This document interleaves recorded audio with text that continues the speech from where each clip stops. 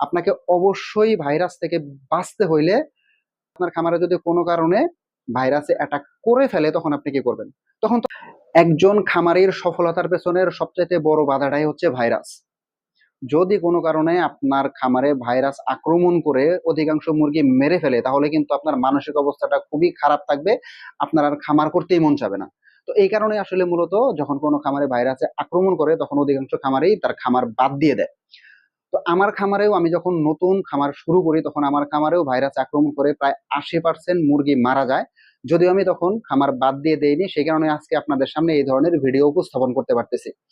তো যদি তখন আমি খামার করা বাদ দিয়ে দিতাম তাহলে কিছু হইলেও শিখতে পারতাম না, আপনাদের মাঝে এই ধরনের ভিডিও আমি উপস্থাপন করতে পারতাম না। তো প্রথমত হচ্ছে যে ভাইরাস আপনার খামারে যাতে আক্রমণ করতে না পারে সেক্ষেত্রে কি করণীয়?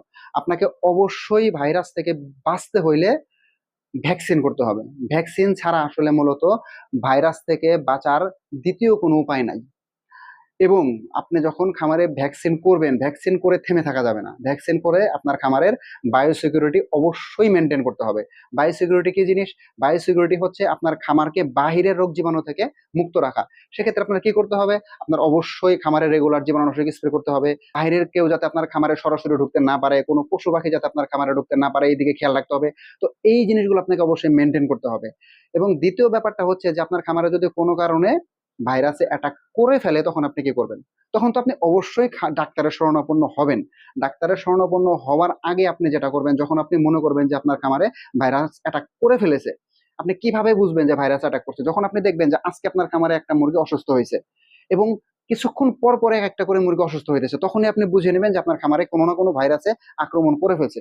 সঙ্গে সঙ্গে আপনি ডাক্তারের শরণাপন্ন হবেন। ডাক্তারের শরণাপন্ন হওয়ার পরে ডাক্তার তো আপনাকে অ্যান্টিবায়োটিক দিবেই। তো আপনাকে আরেকটা জিনিস মনে রাখতে হবে যে ভাইরাস মারতে কিন্তু কোনো অ্যান্টিবায়োটিক কাজ করে না।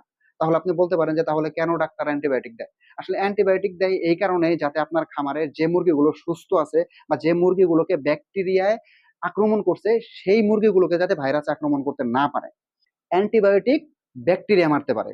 আর ব্যাকটেরিয়া মুরগিকে দুর্বল করে ফেলে, দুর্বল করলে তার রোগ প্রতিরোধ ক্ষমতা কমিয়ে দেয়। আর যে সমস্ত মুরগিকে ব্যাকটেরিয়ায় দুর্বল করে রোগ প্রতিরোধ ক্ষমতা কমিয়ে দেয় সেই মুরগিগুলোকে আসলে মূলত ভাইরাসগুলো বেশি পরিমাণে অ্যাটাক করে। আর ওই মুরগিগুলোকে আসলে সুস্থ করার জন্যই অ্যান্টিবায়োটিক গুলো ব্যবহার করা হয়। তো এই হচ্ছে মূল বিষয়। তো আপনাকে অবশ্যই তখন কি করতে হবে? মুরগিকে, অসুস্থ মুরগি থেকে ভালো মুরগিগুলোকে আলাদা তো করতেই হবে। ভালো মুরগি এবং অসুস্থ মুরগি ২ মুরগিকে আপনি ট্রিটমেন্ট চালাবেন।